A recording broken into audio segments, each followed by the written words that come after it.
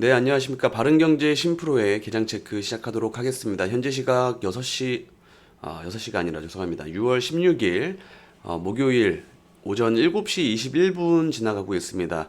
지금 여의도 한복판에서 빌딩을 지금 해체하고 새로 올린다고 해가지고 공사 소리가 조금 들어갈 수도 있는 점 양해 부탁드립니다.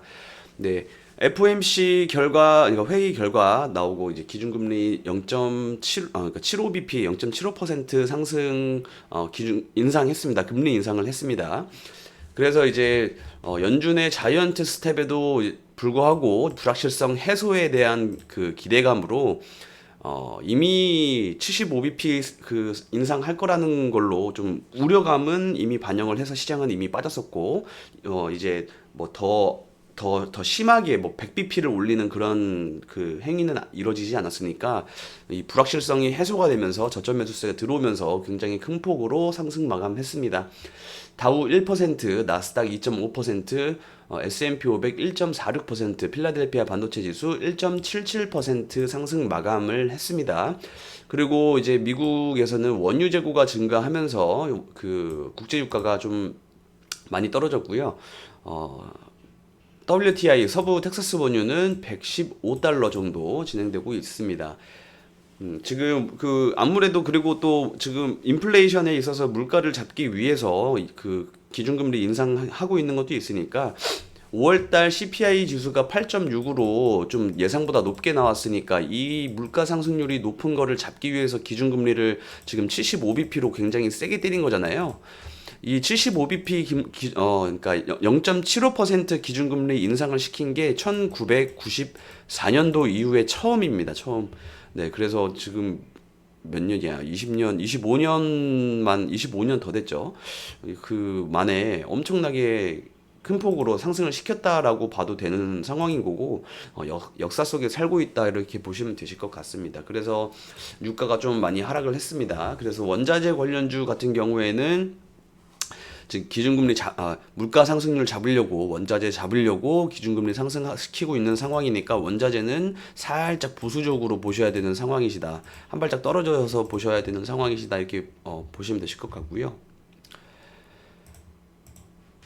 그리고 지금 보시면은 뭐 그냥 월요일 날 전달해드렸던 내용대로 좀 진행이 되었습니다.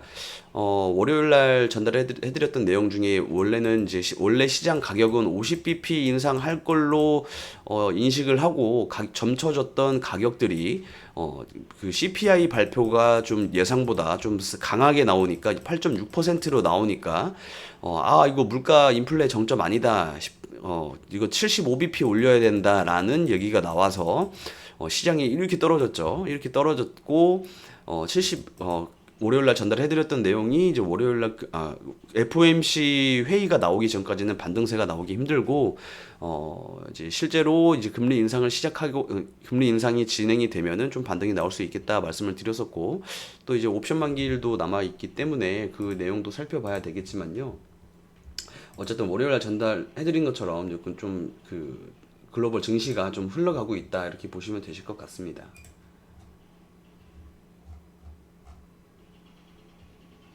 네, 내일이 이제 미국 선물 옵션 동시 만기일입니다. 네.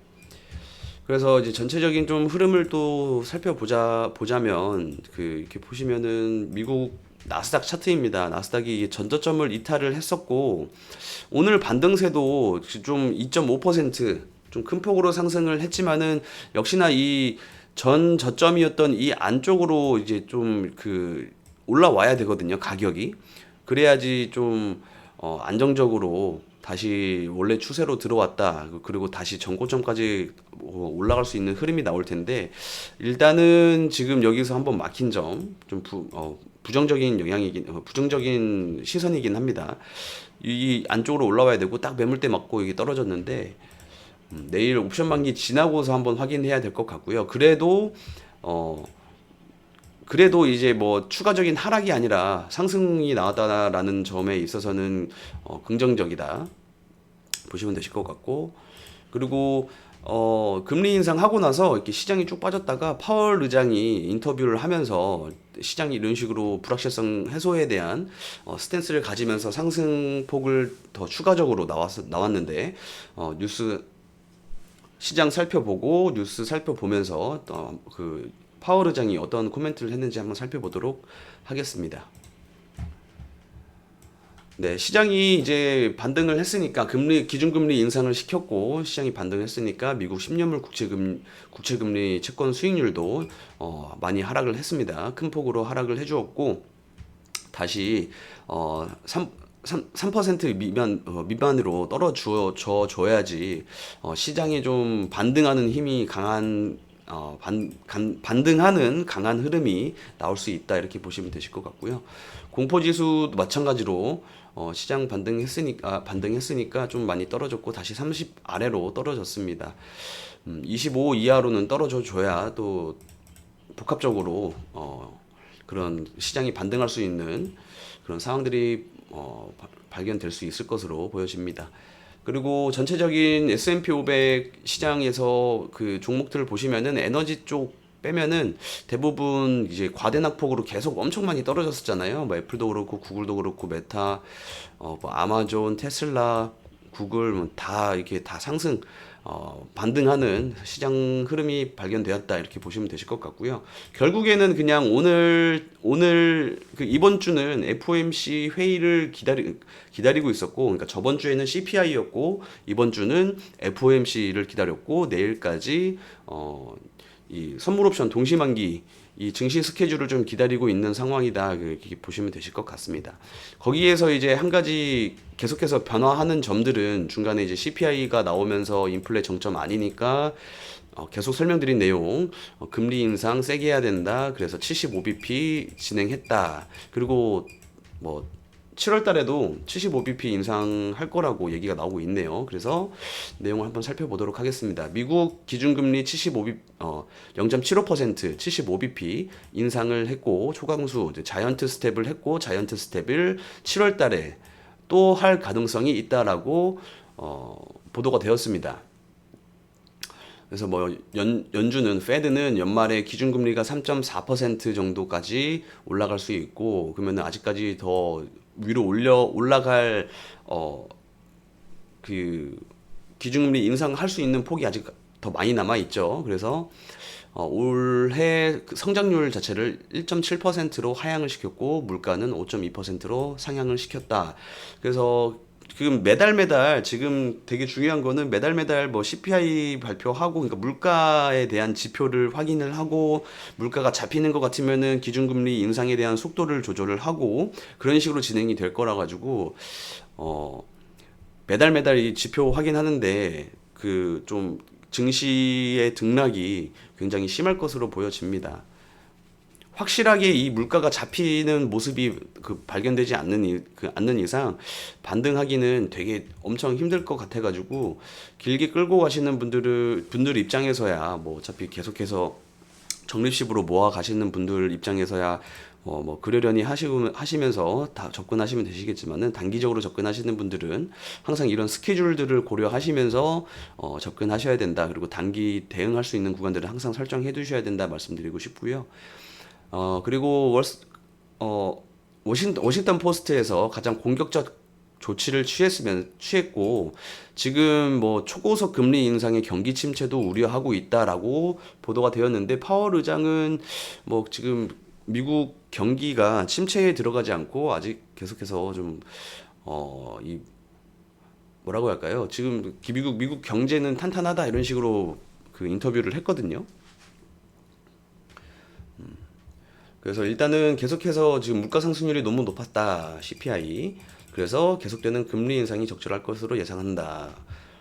그래서 오늘 관점으로 볼 때 다음 회의에서는 50bp 또는 75bp 가능성이 가장 높다라고 얘기를 했고 이렇게 두 가지 다 열어둔 이유가 이 CPI 다음 달 CPI 발표하는 거 보면서 물가 안 잡히면은 8.6으로 나왔었는데 이거보다 다음 달에 안 잡히고 더 높게 나올 수도 있는 상황이 발견이 되면은 그러니까 지금과 같은 8.6 또는 더 높게 나오면은 당연히 75bp 또 해야겠죠. 75bp에서 뭐 심하면은 100bp 올리는 그런 초유의 사태도 이뤄질 수 있는 상황인 거고, 만약에 8.6보다 조금 밑으로 떨어져서 나온다 싶으면은 50bp를 하기 위해서 두 가지 다 열어두고서 인터뷰를 한 걸로 보여집니다. 그래서 이런 식으로 오늘 기준금리 인상하면서 시장이 반등이 나왔고, 오늘 국내 증시도 어지간하면은 조금 반등세가 보여질 텐데, 앞서 말씀드린 94년 이후 자이언트 스텝, 그리고 우리나라도 기준금리를 인상을 해야 됩니다. 지금 문제가 많습니다. 지금 타 아시아 국가들 중에서도요, 연중 신저점을 이렇게 갱신한 나라는 우리나라밖에 없습니다. 다른 나라 한번 봐보실게요. 다른 나라 보시면은, 일본 보시면은, 일본 니케이 지금 전저점 안 깼죠. 연저점. 그리고 대만도 마찬가지로 연저점 안 깼고요. 상해는 올라가고 있고, 중국은 아무래도 환율을 좀 조작하는 그런 게 있다 보니까 공산당 국가라서. 그리고 홍콩도 마찬가지로 연저점 안 깼는데 우리나라만 이렇게 깼습니다. 우리나라만 깼고, 이 참 아이러니컬한 모습이고, 기준금리를 인상을 하면은 지금 또 두 가지의 또 얘기가 있습니다. 우리나라도 기준금리를 기준금리를 우리나라도 따라서 이렇게 강하게 올리면은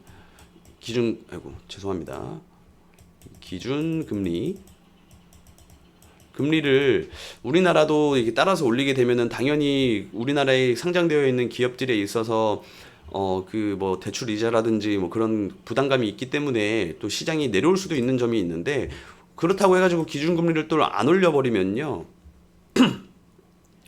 지금 미국하고 우리나라하고 기준금리 차이가 있다 보니까 외국인들 돈 빠져나갑니다. 그래서 오히려 기준금리를 이럴 때 같이 올려줘야지 덜 나간다고 보실 수 있거든요. 그래서 환율도 조절이 되는 거고, 그래서 우리나라 기준금리도 다음 달에 이제 인상하는 거 있으니까 그거 관련해 가지고 또 증시 스케줄이 좀 바뀌지 않을까 싶습니다.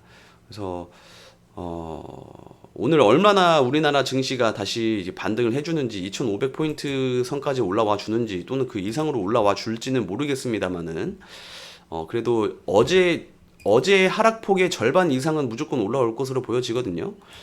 그래서 한번 보면은 어제 한 2,500까지는 그래도 올라와 주는 게 가장 긍정적인 흐름이다, 이렇게 보실 것 같고, 기대해봐야 될 것 같습니다. 어쨌든 증시 반등 나오고 있는 상황은 긍정적. 그러나 타 아시아 국가들이나 지금 연저점을 깬 나라는 우리나라가 유일하다, 이거는 부정적. 그리고 빨리 기준금리를 제 개인적인 견해로서는요, 그 기준금리 빨리 올려가지고 물가 상승률 잡고 빨리 해결을 하고서 한번 하락폭이 좀 크게 나올 수 있더라도 빨리 잡아버리고 다시 이렇게 상승 추세로 돌려버리는 게 나으니까, 장기 하락으로 들어가는 것보다는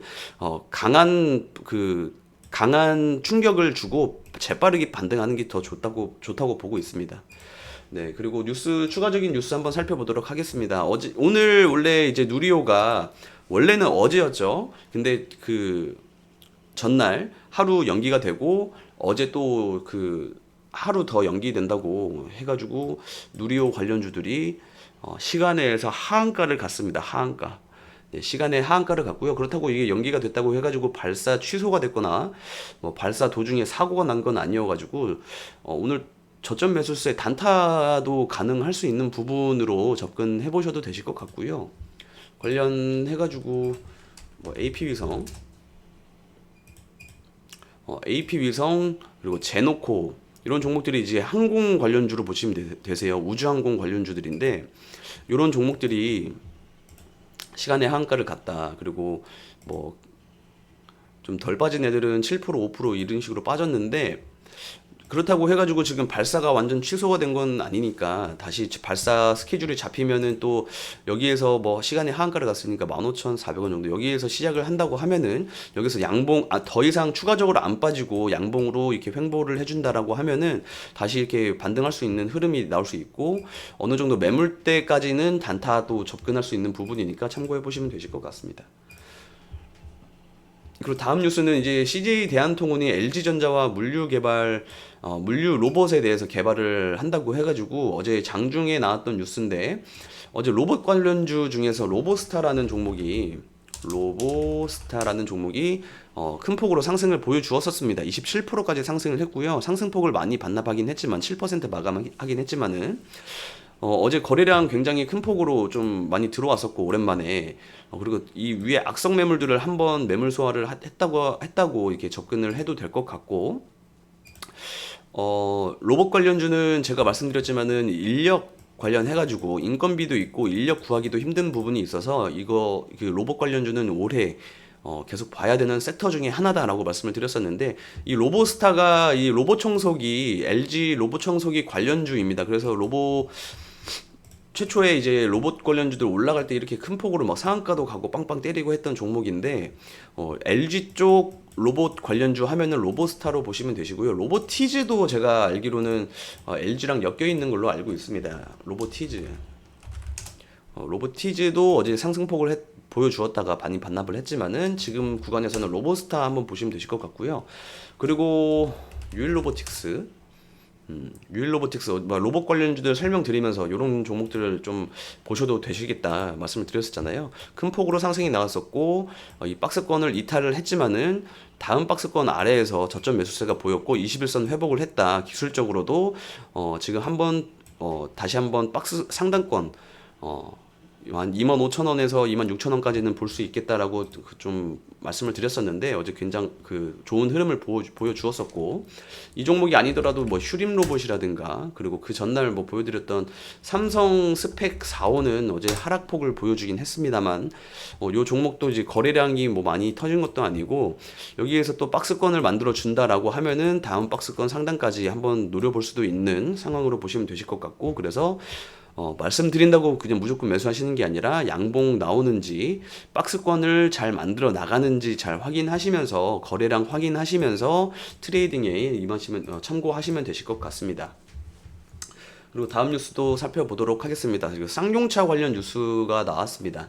쌍용차가 일냈다 토레스 이 자동차 발표를 했는데, 지금 사전 계약하는데 계약 하루 만에 역대 최고 기록을 했다고 합니다. 기존의 액티언도 꽤나 그래도 뭐 다른 자동차 타 회사들처럼 현대 자동차나 뭐 기아 자동차처럼 뭐